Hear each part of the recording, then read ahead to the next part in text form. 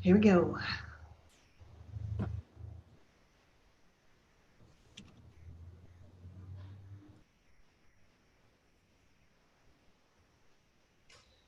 Welcome, everyone.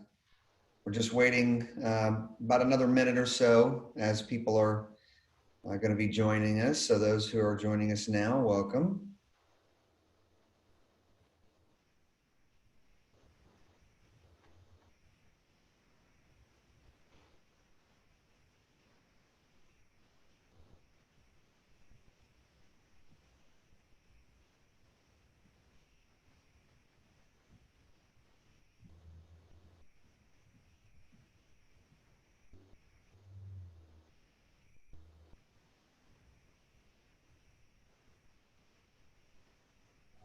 Happy Friday, everybody. We'll be starting in just about one more minute, just giving people time to enter in from the waiting room.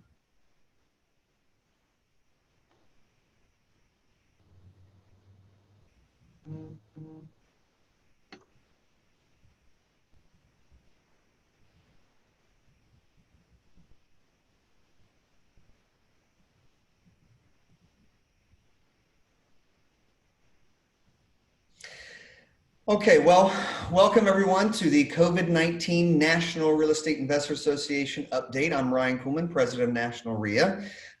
We have some guests today. They're going to be speaking to you guys on a few different topics. We'll have Charles Tassel and Kevin Coughlin. They're going to be talking about some updates on the PPP programs, which I know a lot of people are very interested in. And also we have Tyler Johnston, sales manager of idiCORE. So they are a new partner with National REIA, and it's actually a service and products that we've been using down here in South Florida for about a year now. Very exciting stuff. So it will be something of interest to you guys in real estate for skip tracing. And then after that presentation, we'll be getting to those important legislative updates. So make sure you guys stick around. With that, I'm going to go ahead and turn it over to our Executive Director, Rebecca McLean. Thanks so much, Ron. I just want to take a second to thank Home Depot, our broadcast sponsor. They provide special programs for investors through the National REIA program, which include 20% off paint, rebates for the purchases that you make inside the program, and other exclusive programs to National REIA, such as cabinets and appliances. So we appreciate their sponsorship. National REIA has been around since 1985. Our mission is to promote, protect, and educate to support the industry. We want to thank you so much for being on this call and for being a member of your local. It's important to be a member of a local REIA so that you can stay connected. If you aren't a member and you need to find a local REIA, you can find that on the National REIA website at nationalreia.org, and then just click here on find a local group. It'll bring you to a map. You can select the group that is closest to you and then get connected. During this time, we've been doing COVID updates on a weekly and then bi-weekly basis. You can also find those updates as well as any other information in terms of possible templates for you to use in your business here on the COVID-19 page. Just want to let you know that we will be talking about the PPP program today, as well as some industry updates. None of us are attorneys, or at least we're not practicing law on this call, nor are we CPAs or practicing our accounting on this call. And during the industry update that we'll be doing today, talking about what's happening in the market, I'm going to make some predictions and throw some things out there, but I am not a realtor, nor am I giving you financial advice on where to invest. So please keep that in mind as we go forward. So I'm going to then stop and let Tyler take over for a moment to talk about the awesome resources that we have with IDI. Tyler, take it away. Thank you, guys. Share this real quick with you. Rebecca, are you able to see my screen now? We're able to see your screen, but the sound is coming through like a little bit robotic. Is that better for you? No, there's like an echo, something going on with the microphone or something. We're good a little earlier, but I think you must have moved your mic. Everything's good. What about now? Is everything better for you? No, it's still got an echo to it, and there's something really weird going on with it. Are you on two different, are you on a Phone and a laptop, or just a laptop? Just a laptop, you guys. Wow. Yeah, for some reason it's a really bad echo.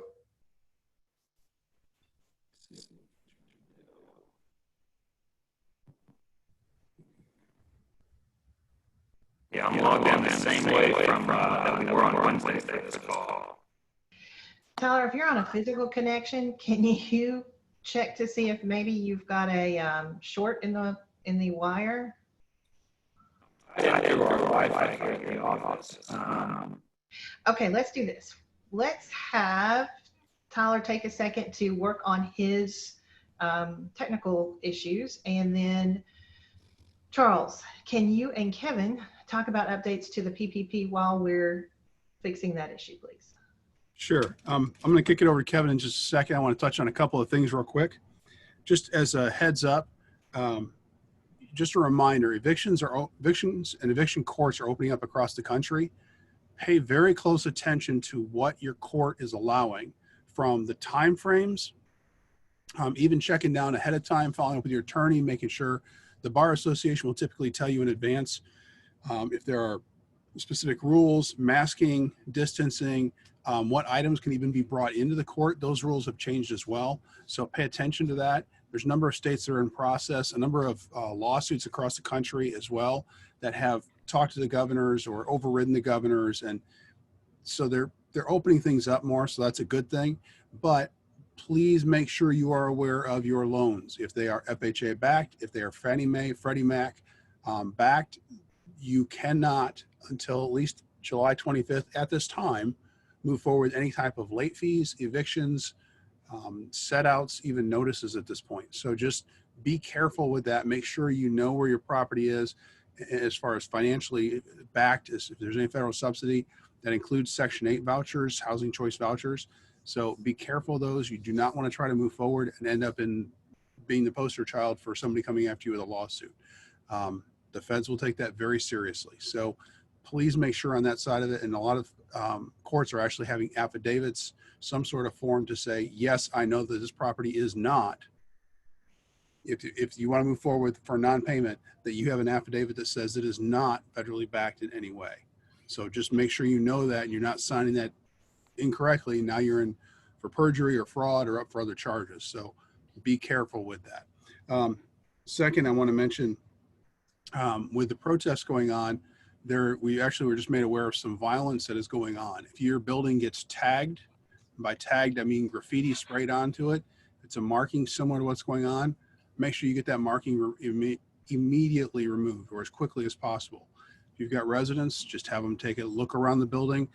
Typically these are larger buildings, think 4 families, 8 families or larger, and they're being tagged for potential arson incidents. So yes, I'm saying that these are potential arson incidences hiding in a protest. So if your buildings are near a protest area, you might take an extra walkthrough just to make sure ahead of time that the building wasn't tagged by some group planning to do arson at a later date. So say that very seriously and want everybody to hear that clearly. So finally, let me mention this. On our website at the Action Center under legislation on nationalreia.org is we have 2 action items. One is a voter voice push, and it's to encourage co-sponsors for the SFC bill, which is the Seller Finance Coalition bill. We want to push that, get some more sponsors on there, encourage your congressmen and senators to participate and join in.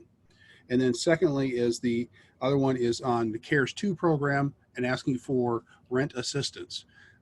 As we spoke earlier, rent assistance is the first domino. If rent's not coming in, then we can't pay a lot of other bills, and we start getting into a structural fiscal catastrophe, and we're trying to avoid that. So with that, I want to turn it over to Kevin, because honestly, there's been a number of updates, and I want Kevin to give you guys a good update on what's going on with PPP. Welcome, Kevin. Hi, Charles. Thanks.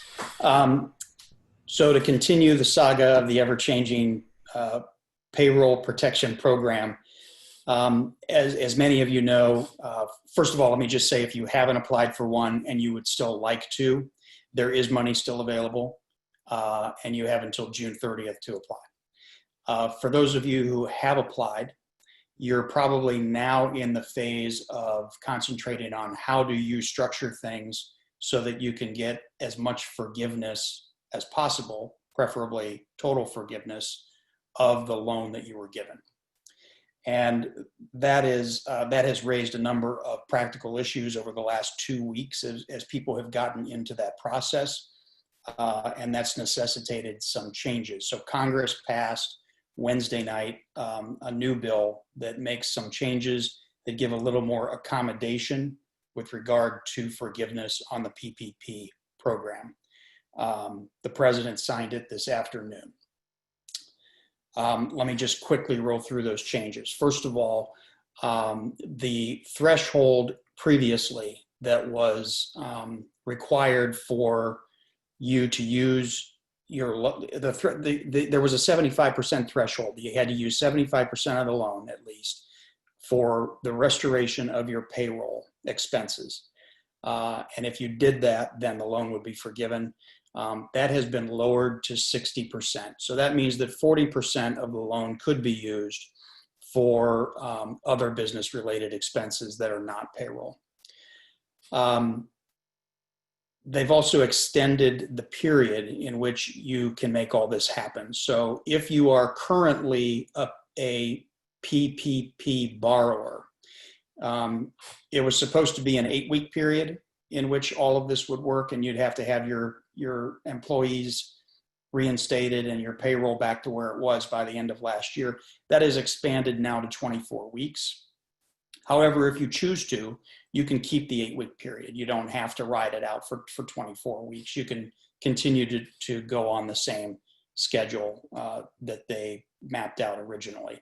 If you are a new PPP borrower, you have that 24-week period. It will not extend, and it cannot extend past December 31st of this year. So again, the idea is to make it easier for the borrower to reach full or almost full forgiveness. And the reason for that is because some people are having difficulty getting their employees to come back. And so people were worried, well, if I can't get my employees to come back by June 30th, then am I going to be stuck with this loan that I have to now repay? And so they've made that accommodation. They've also given a little bit of leeway on that. So they did say at the beginning that if you make a good faith effort to your employees and to come back to work and they turn it down, and it's you can define what good faith is, but then there's an allowance. So they're going to take that into account and still forgive if you've made that good faith effort and it's been turned down. However, there's a new adjustment that's even better that's made this week that says that if you can't find any qualified employees, or you cannot restore your business operations to the level that they were on February 15th of this year, which is kind of when this whole thing started, then you're exempt from the forgiveness issue. And so they will take that into account and your loan will still be forgiven.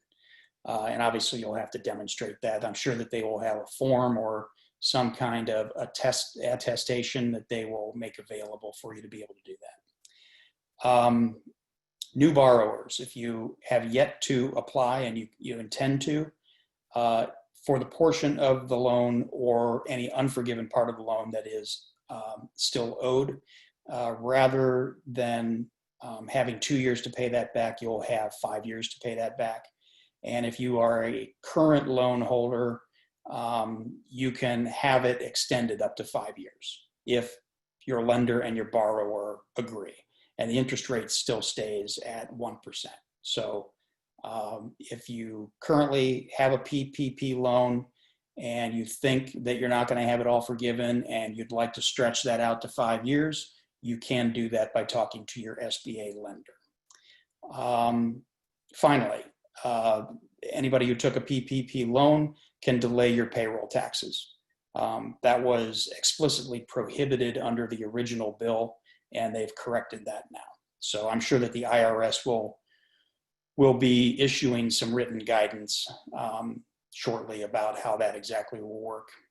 But those are the changes that happened this week. They're fairly significant. They're all accommodating to the borrowers. and probably much needed. I have a few questions that have come up. To clarify, if what you received was under 10K, it is considered a grant, not a loan. Is that correct? Was that an IDEA loan, or was that a PPP loan?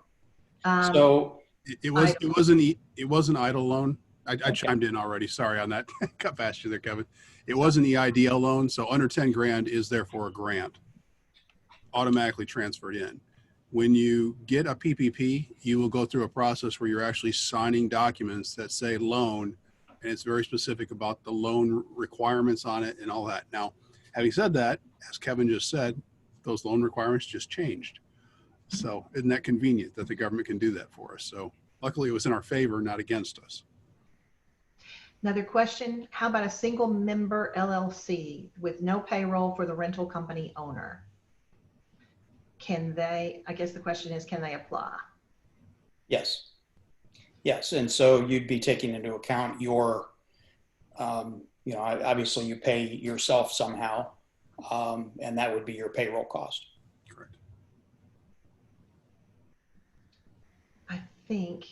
But not, let me just make sure I clarify, not any independent contractors that you pay, because they are expected to go and get their own PPP loan if they wish. Correct. Or unemployment. Okay, perfect. Anything else that we need to cover under the legislation? That's predominantly it right now. Oh, one other question. So for the places, we've not had the ability to evict in many locations. Mm-hmm. Is in any of this new legislation that's coming through, is there anything to help with uncollected rent during the time of no eviction, assuming, that we're not going to get that back? So from Congress's perspective, between the additional unemployment funds and the stimulus checks, those were supposed to help cover those basic costs. That's what they were looking for. So ideally, there would be very few people not paying, so that we wouldn't receive our rent payments. Again, we're in the second tier of that, not the front tier of getting the funds, but that's really about it. Now, if you need capital and you need to build up some capital, going in and talking to the SBA about some sort of small business loan, and by SBA, I mean go talking to your banker who's an SBA approved lender, getting a capital loan so that you're covered in the shortfall. But there's not anything directly to property owners to cover anything else. And then last question, what is the status on mortgage extensions past the 3 months they have already given? So Kevin, do you want to touch on this at all? Because I know this is one that there's a big differentiating line between the private sector and the federal. On the federal side, they specifically say that those funds, that if you take a forbearance, for example, that forbearance, those funds are added on at the end of your loan. And so you'll have an additional 3 months on the end of your loan. In the private sector, very important difference, their idea of a forbearance is, no, you don't have to pay for 3 months, but on day 91, you got to pay all 3 months worth. Now, how you're supposed to do that when you didn't have the money all along, I don't know, but that's where the mortgage extensions have been at this point. So there's a big difference between the private sector and what the feds have required. So I think the moral for that story is, if you're asking for forbearance from a private, a not governmental lender, that you need to make sure you very thoroughly read that forbearance agreement, and that you're not putting yourself in a bond that you don't realize that you're getting into, that you have that kind of balloon. Yeah. So if there's lost rents, it's the same as these businesses that have been closed. Folks, there's gonna be a lot of hurting out there. You're gonna see people going under. If you want to invest in somebody's business to help them stay afloat, now might be a good time to think about that. But that's why I said getting some loans and getting some capital to survive might be very helpful, but there's not funds out there directly for that. The CARES 2 Act that I referenced, which is HEROES Act, is the $3 trillion that has passed the House. Again, we're still waiting to hear what the Senate's going to do, and over the next probably couple of weeks, we'll have some emails out to folks and just telling you from a local and an individual level to weigh in on things. But right now, we're still waiting to see what the Senate's going to do. So just to clarify, you were addressing the question about help for back rent. The person addresses that there was a tenant that hasn't paid since October. It is unfortunate that that landlord did not take the actions that we recommend, which is to immediately move to eviction. That should have been cleared long before this started, and therefore I think they're going to have a really hard time making any kind of plea after waiting that long. Most judges will say, if you've waited this long, you need to go back and reserve, I believe. In terms of, though, I'm going to say a quote unquote normal. So someone that was coming in from February, which would have been about the time that you would have had a missed payment heading into a March eviction. So if that were the case and you're going to end up having to evict, can you, as you do that eviction, file for lost rents in that eviction process?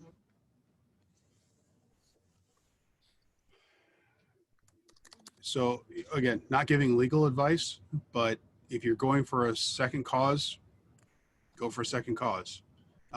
There are some states that it takes a while to get through the eviction process. Illinois, New Jersey, our friends in California all know these things. You know, as compared to other places where you can get them out in 25 days or 20 days. Just, again, watch out that you don't spend more money than it's worth, because you can't get blood out of a stone. So just, there's nothing out there right now. Get ready to write it off on your taxes. Truly unfortunate. Okay, Tyler, are we ready?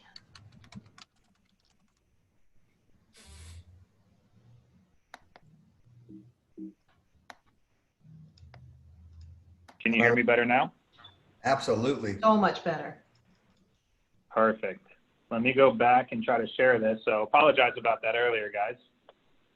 And Tyler, while First thing, you're getting set up real quick, I'll just let everybody know. I know some of the people on the call Wednesday, but as the Broward and Miami-Dade Real Estate Investors Association, we have been working with IDI for over a year now. And what I just kind of want to relate to you guys to understand in the world of data and skip tracing, IDI is at the top of the food chain, meaning when we checked with other companies and other places for data before we met IDI, everybody said, yeah, this is where we get our data from. So we just decided to go straight to IDI, and they have been an incredible company to work with. And that's why, you know, using them over the last year and a half and getting tremendous results from them, I highly endorse them. And that's why we wanted to do this partnership with National REIA and have this available for all of you guys. Anybody in real estate, you know, needs good data, needs good skip tracing. So Tyler, I think we hear you loud and clear, and I think we're ready for you to rock and roll. Perfect. Thank you, Ryan. So like Ryan said, you know, we partnered with National REIA. We want to help you guys out. It's a great tool for any real estate investors out there. If anybody's looking to sign up, this is going to be our sign up page for any National REIA members, ididata.com/NREIA. We partnered with National REIA. So first off, we do offer a trial period for you guys. You're going to have 5 days or 50 free searches on the platform. It's completely complimentary. We want you guys to go on here and test this out. If you guys do want to move forward, we've also discounted our search plan. Ryan really, you know, beat us up on this price. We're offering you guys 100 searches for $50 per month. So that's a 50% discount than what anybody else coming through the door would get. So it's a huge discount for you guys. Once again, ididata.com/NREIA. So jumping right into what we're actually offering for you guys, it's going to be our idiCORE platform. So once you guys get logged in, we do have an application process we're going to have to go through. We make sure that you guys do have an active business, whether it's an LLC or however you guys are incorporated. We do have, like I said, the credentialing process, so we will go through that. We just make sure everything's in good standings. That's a whole different side of the building. It's a quick, easy process, though. Jumping right into our product here, we've got different searches we can run. We can run searches on individuals. We can run searches on assets, searches on courts. There's a ton of different searches we have for you. Jumping right in, I'm going to pull up a search here, and this individual is going to be Sandra Gibson, and I've just got a street address for them. So when I run this search, here's how our page looks. Anything in blue is actually a hyperlink on our page. So first question I always get from people, what does this red D next to Sandra mean? That's going to tell you that Sandra Gibson's deceased. So if anybody out there focuses on probate, this is definitely a great tool for you. Moving right along on our page, as you can see, we put things like their current address, their email address, if you guys do any type of email marketing. We've got IP addresses on here. We'll show you if they filed for bankruptcy. You can see no bankruptcies here for Sandra, but there are some liens against Sandra. Once again, it's a hyperlink, so as I clicked on liens, all the information about the lien pops up down here for you. So delinquent tax lien from the county, we've got the date, I've got the property, all the information is displayed here on the page for you. Same thing goes with any type of judgments. If we open up the judgments, I've got a judgment amount, the interest rate number, all your court detail information is listed down here. Here's the plaintiff, Citibank listed for you. Moving right along, this is always a big one I tell people. It's going to be possible criminal infractions. It's a great tool to run if you're going out to a property to meet somebody. You definitely want to know, especially if you haven't met the individual before, it's a great tool to run to see if there's some type of criminal record. I'm going to skip over this one, and I'm actually going to pull up a full criminal search for you guys so you can see that in just a minute. Moving right along, though, here's going to be a full address history for you. And we've actually implemented this house icon here to show you if they're a previous owner or a current owner. Sandra Gibson being deceased, she's not going to be the current owner of this property anymore.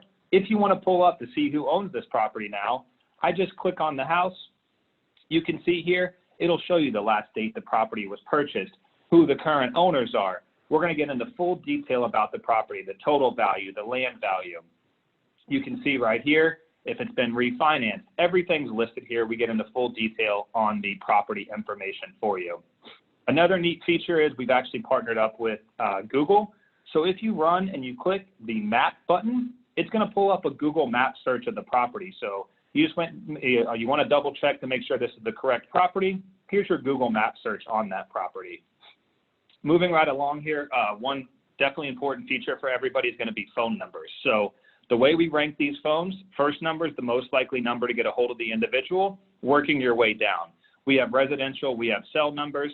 We're also going to tell you who the provider is right here. So this first number was a Bell South number. And like I said, if they're cell phones, they're going to be listed here with a C. We also have relatives and associates. So once again, Sandra Gibson being deceased, a great person to reach out to would probably be Bobby Gibson. So you can see here, R is for relative, Bobby Gibson, and the number here is going to be Bobby's age. So 31 years old, probably a great person to reach out to on this property.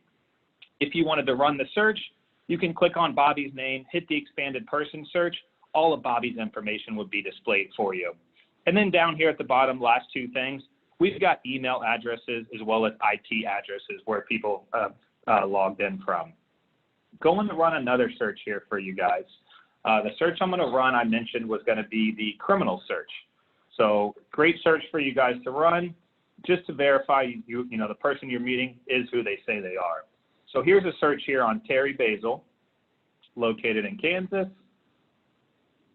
And if I scroll down here, here's the Terry Basil we're looking for. You can see I have a mugshot if the county displays this. So mugshots are based by county. If the county releases it, we will have it in our system.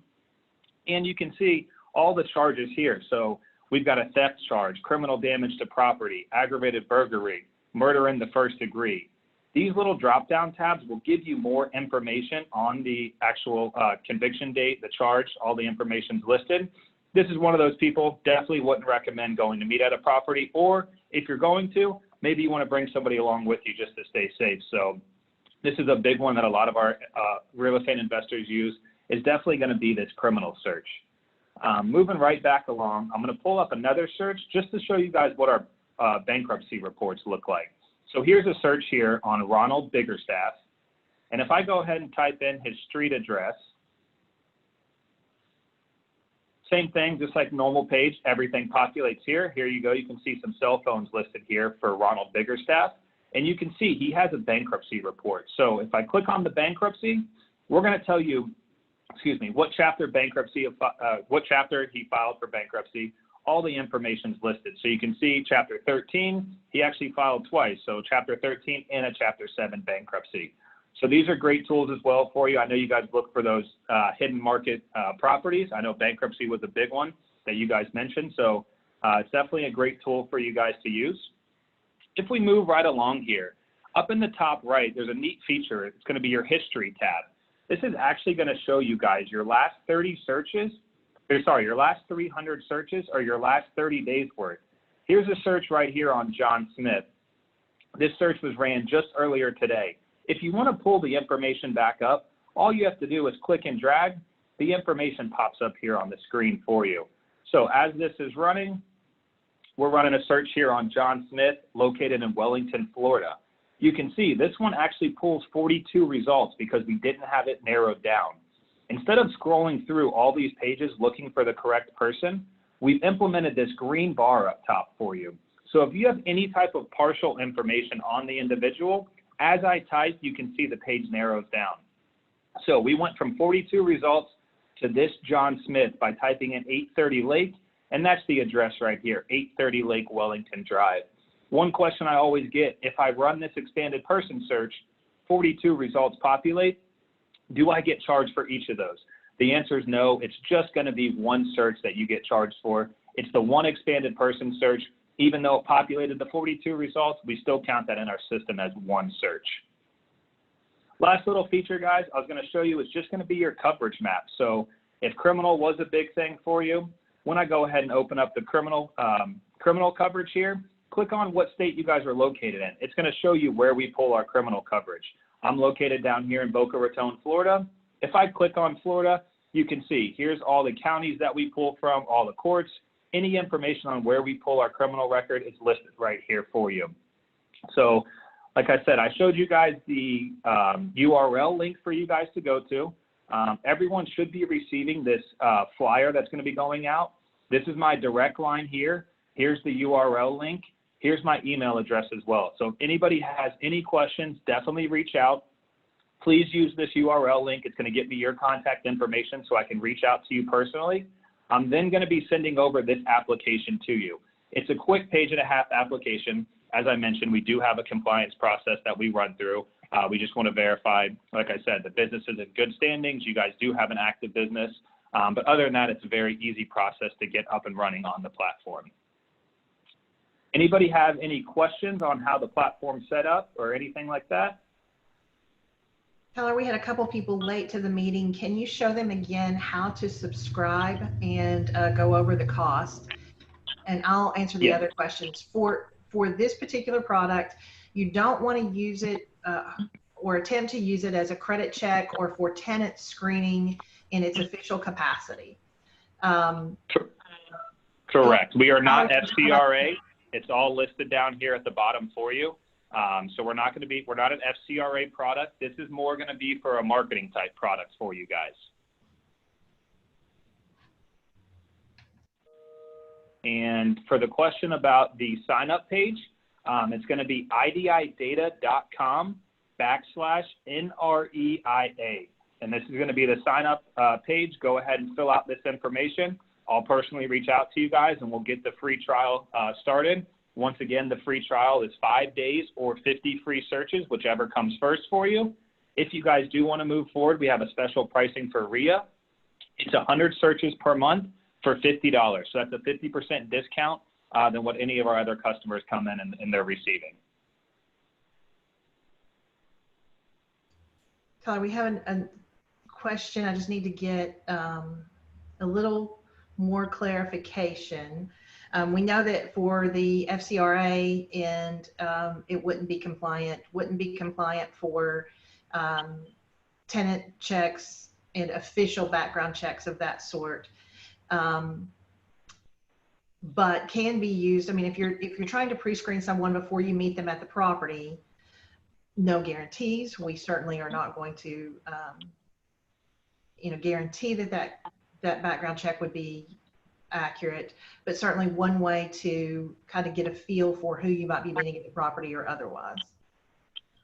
Correct. And also, people will use this platform too. If you guys are landlords, you get applications in for ID verification, just to make sure the information on the application does match up. If they tell you who a past landlord is, you can run the information through our system just to verify that. Does that person match up, or are they putting down a fake landlord, with maybe one of their friends' phone number, something like that. So it can be used for ID verification for that purpose.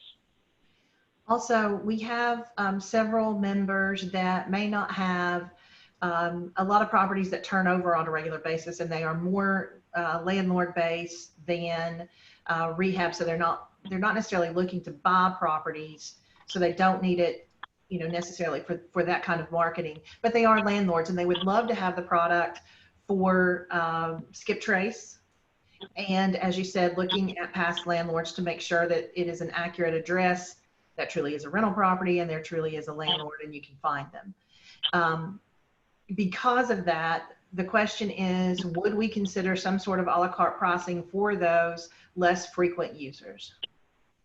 100%. This is just a discounted package we offer if people are going to do that type of volume. If you're going to use this on a one-off basis, your search starts at $1 per search.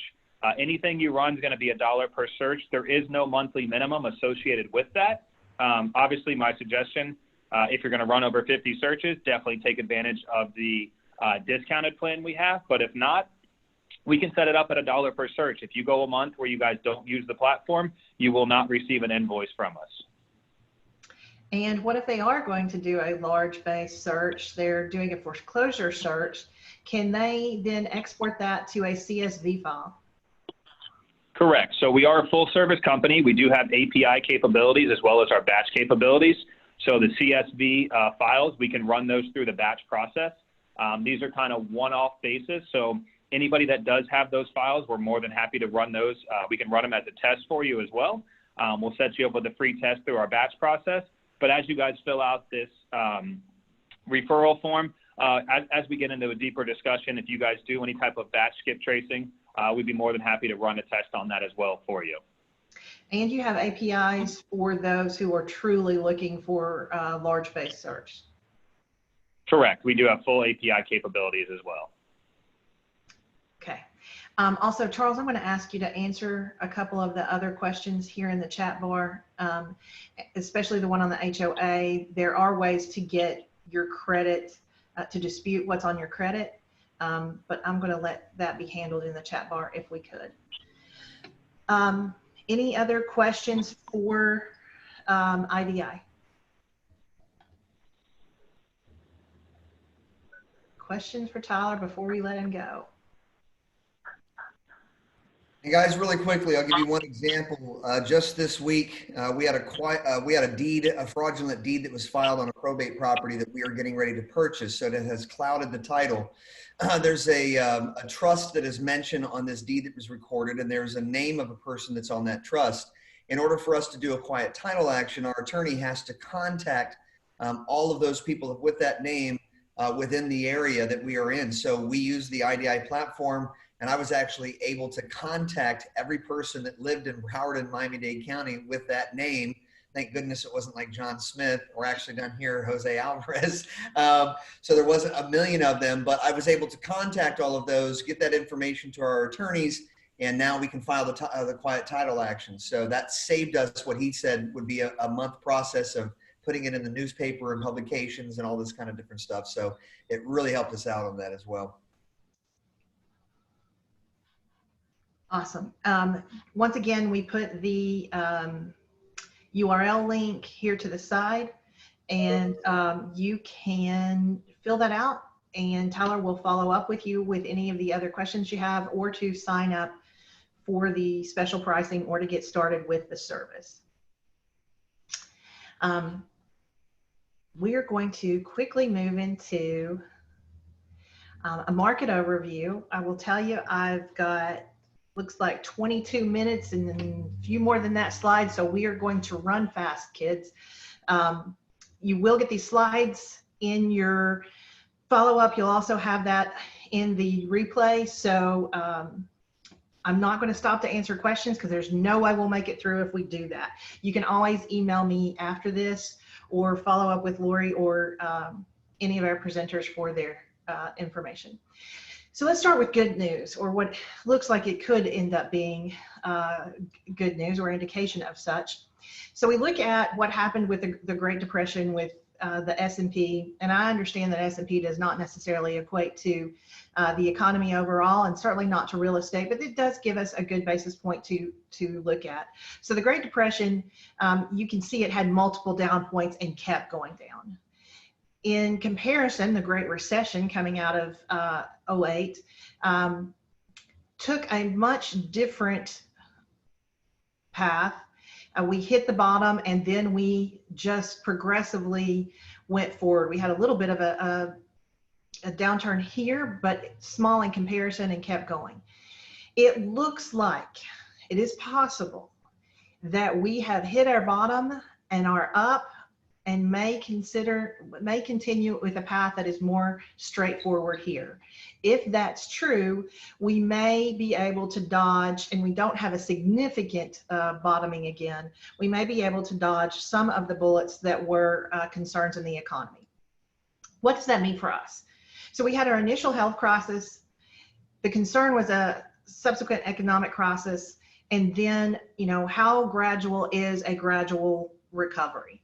So let's talk about where we have been hit the hardest. So the counties on the front lines of a coronavirus recession, as estimated or as predicted by Realtor.com, not by me, but by Realtor.com, are, there's one in South Carolina.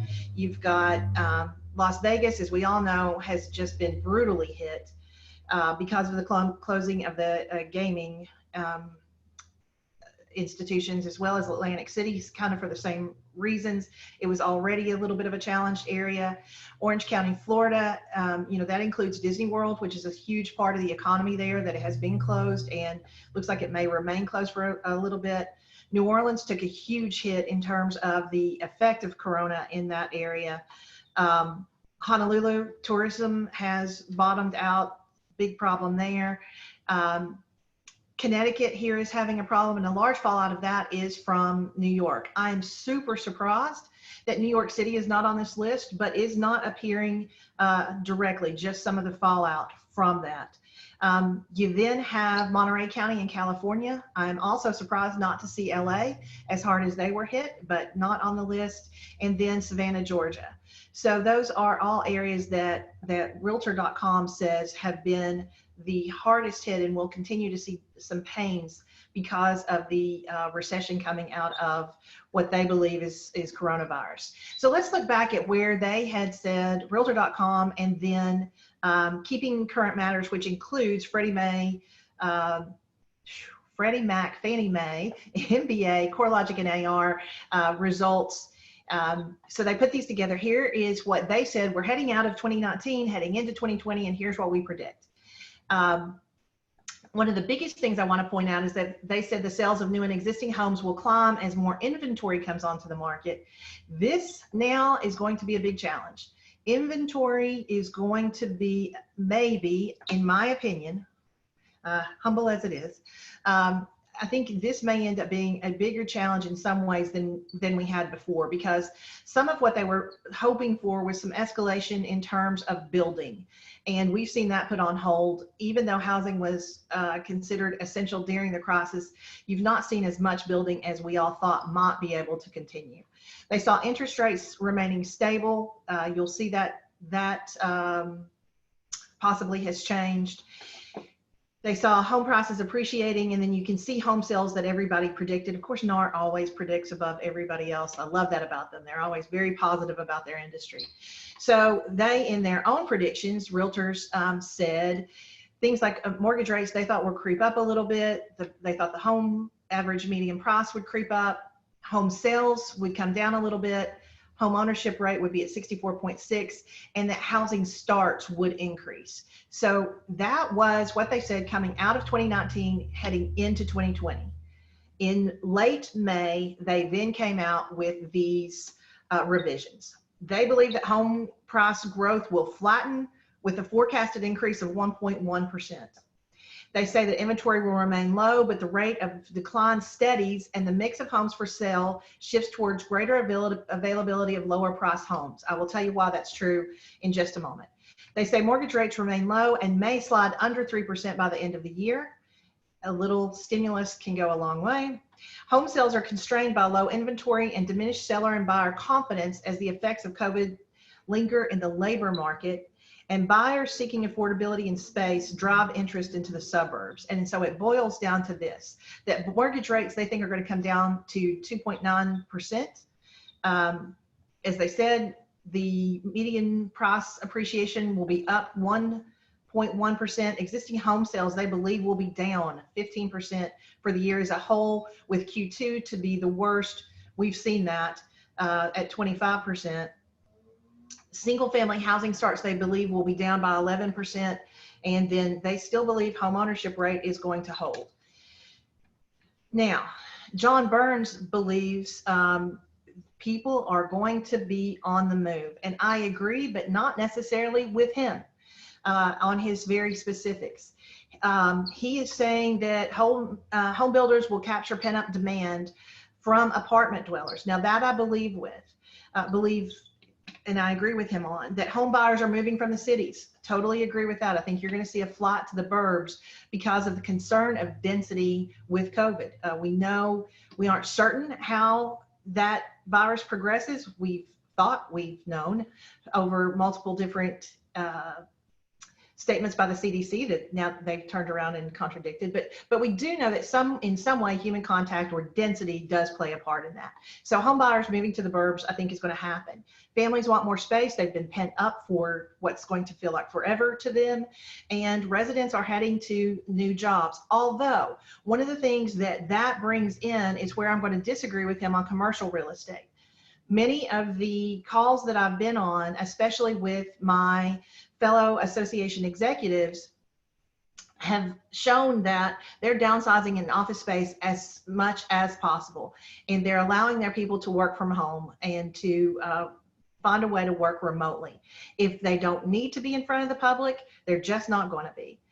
So apartment renters are moving closer to their jobs, and they may double up in larger units. I do think that you're going to, even though they may be looking for a lower absolute rent and may trade some space to do that, I think you're going to see some of your efficiencies in one bedrooms lose a little bit of their steam that you were seeing. So being in a hip and happening place with entertainment venues, bars and restaurants being not as open and not being as available, you're seeing some of that being less interesting to those who are buying or renting. And I think you're seeing larger units that will allow people to work remotely to become more interesting to them. So that's why I think that, single family rentals are going to become definitely the place to be. So for those of us that are in single family, I think we're in a great place. People that are in apartments who may not want to buy yet because they're concerned about the economy, I think are going to really want the ability to have some privacy, to be able to have some larger spaces to spread out, especially if they have a family. But they may be looking for some amenities that they had in the other communities. And those are things that we can talk about on later calls. The other thing that he mentions is that commercial real estate, especially in suburban mall areas, which we had seen kind of go by the wayside, redevelopment has been a little slow in that area. If all these people pour back into the burbs, then malls may end up being a thing again, even though we didn't expect that maybe to happen. One of the things we have to consider is that foreign buyers may be less inclined to buy. You can see how much of the purchases were made by China as far as foreign buyers. That could be good news for those of us who are looking to buy, because we're not going to have, I think, as much competition. In terms of people leaving their area and heading to the burbs, I think you see based on this slide, that for those who can leave their zip code, they are. So many of these here that are in the family category are staying in the same zip code. I think a large portion of that is because of schools. Schools and services for the kids, I think, are important to this age group, and so they're staying as close to the same area as possible. But the mature non-family, especially those that are concerned about their health, I think they're fleeing density, not just out of the zip code, but out of the state. So I think that is going to be a trend as long as COVID is a concern. You can see your state and how showings are going, so you can see what the market's looking like. There's a place called Showing Time. I'm showing you Ohio because that's close to us. And the 2019 weekly average is the blue line. The gold line is the 2020 weekly average. And although we did bottom out in March and April, you can see that other than this little dip here, we're heading back up again. So I think that's really good news. If you want to check that out for your own state, you can do so at this URL. So it's www.showingtime.com/impact-of-coronavirus. You can just click on your state and you'll get that chart that I just showed you.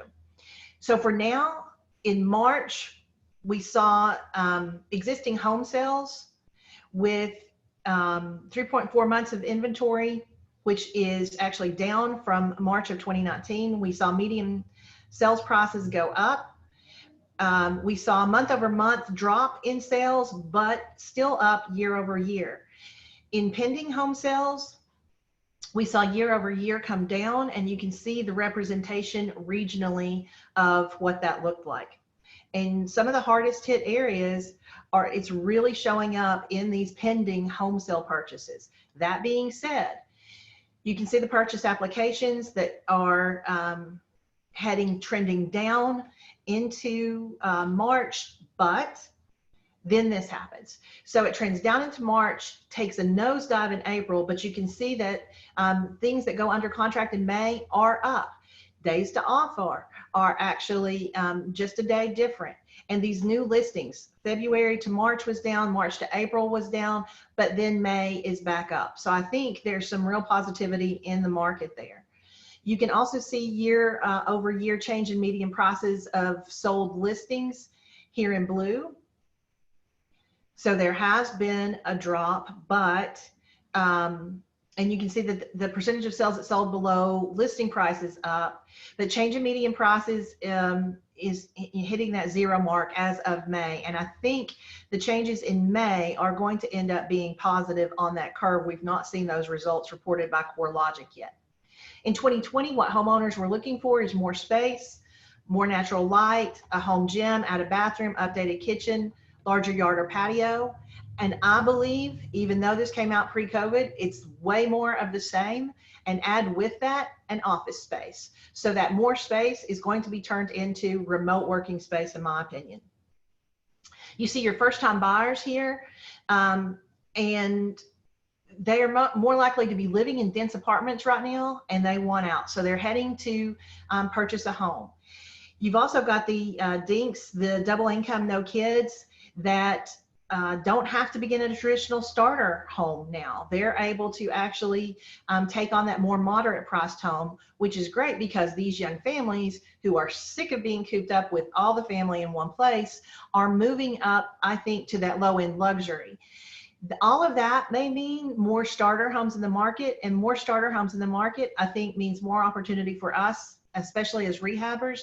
And I think it means more sales, which can be very good. Here are the 10 areas for millennial buyers. You can see that secondary markets are getting their day in the sun as people leave the more dense, large cities for smaller cities and the burbs. The only one that I don't understand completely is Portland. They've had so much devastation by the virus as well, being so close to Seattle, and we'll talk about that in a moment. But you can see here Raleigh-Durham, Indianapolis, Des Moines, Omaha. Those are all smaller markets that are absolutely getting their chance to shine with what's been happening. There's a new construction slowdown. I think the inventory crisis that is being created could end up being a boon for price appreciation and for holding steady on price, but long-term might be a problem. There's going to be tighter mortgage lending. So there's little money flowing into mortgage-backed securities right now. You know, there's lots of money going into stimulus and there's only so much available, although we could just keep those printing presses printing, but that's another story completely. Some portfolio and hard money lenders have suspended new loan originations entirely.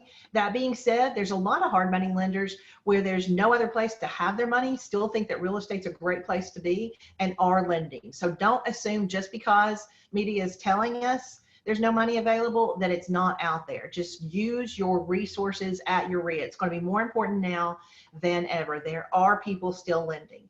That being said, conventional lenders are starting to tighten their guidelines. We're looking at higher credit requirements, and loans to buyers with scores under 650 are basically all but suspended right now. That may change, but everybody's a little bit concerned coming out of this. There's higher debt to income requirements, higher cash reserve requirements, especially if you're buying a rental property. This seems to be what lenders are looking at, that they want to know that you've got some cushions in there because of all of the moratoriums on evictions. And you are seeing some higher down payments as well. Now, on the rental side, on a really good note, as of May 27th, the NMHC rent tracker found that 93.3 renters are paying their rent. So we were all very, very concerned coming out of April. We saw stimulus checks in April thinking that May actually decline.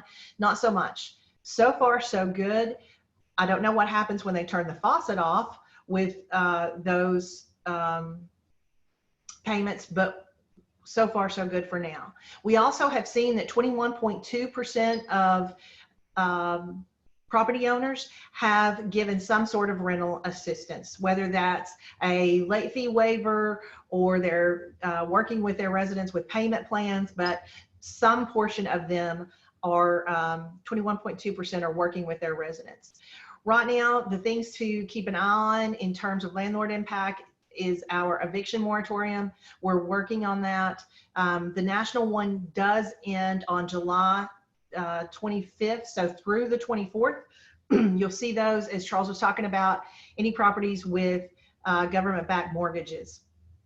You've also seen, excuse me, different courts really drag their feet, even though they were allowed to be open on other kinds of evictions. They're not necessarily being willing to do that. There may be some high rent defaults. You really need to work with your lenders to try to work on your own commitments for your mortgages. Also, we are seeing some vacation rental demand collapse. However, I am not totally in agreement with this because the very first vacation I will take will not be to a hotel. It will be to an Airbnb because of my ability to social distance and control that environment. There can only have been a limited number of people at the Airbnb. There's certainly a much larger degree at a hotel. So I think there are other people that feel the same way I do. That being said, some of the people who were cutting it super close as Airbnb owners, they had over leveraged, they have overestimated, they have it built into their budget, the kind of vacancy that has been occurring. Those people may be willing to sell and may be in a distressed position. So there may be a great opportunity to buy from those Airbnb owners. So you can keep an eye out for that.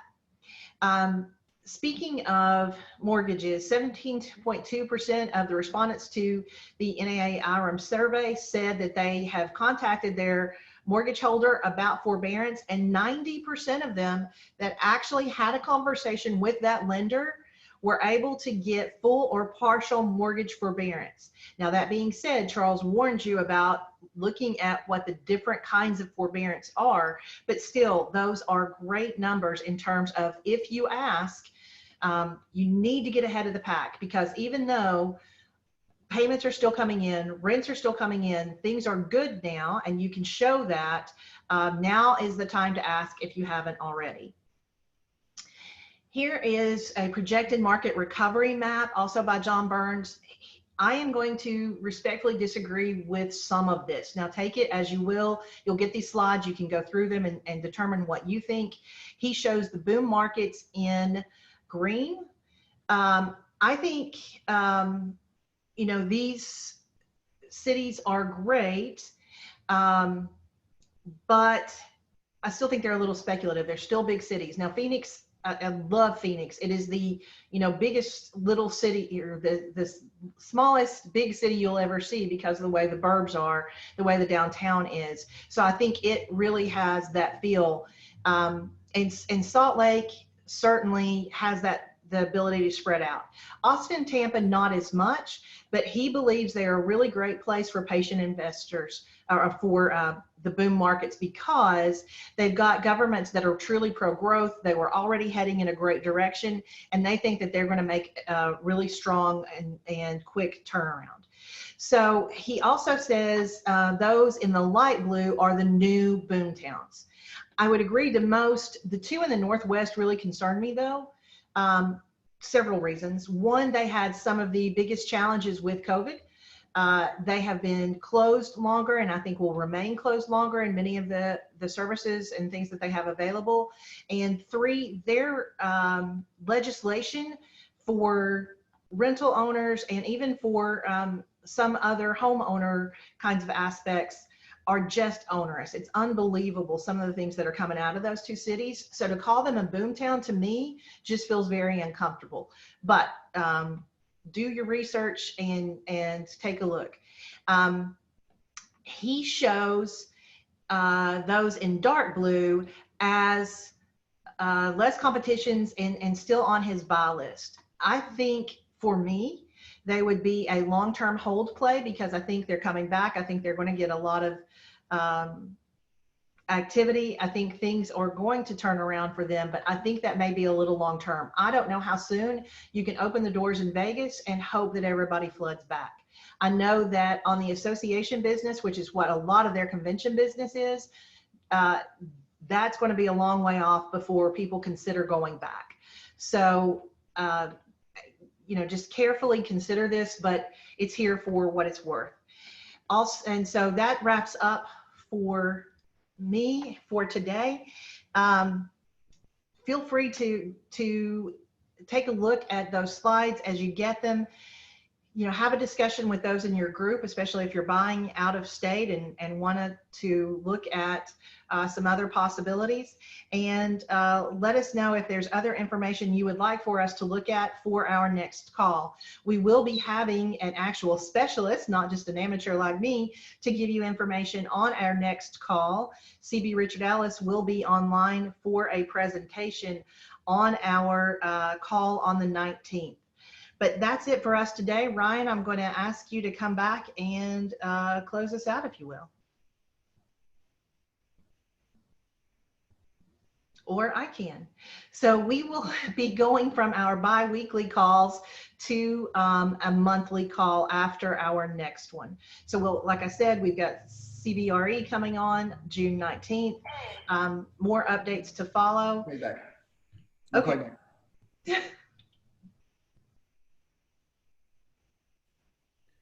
There we are. Can you guys hear me? We can. Okay, I cut out on audio and video and everything. So, well, we appreciate everybody joining the call today.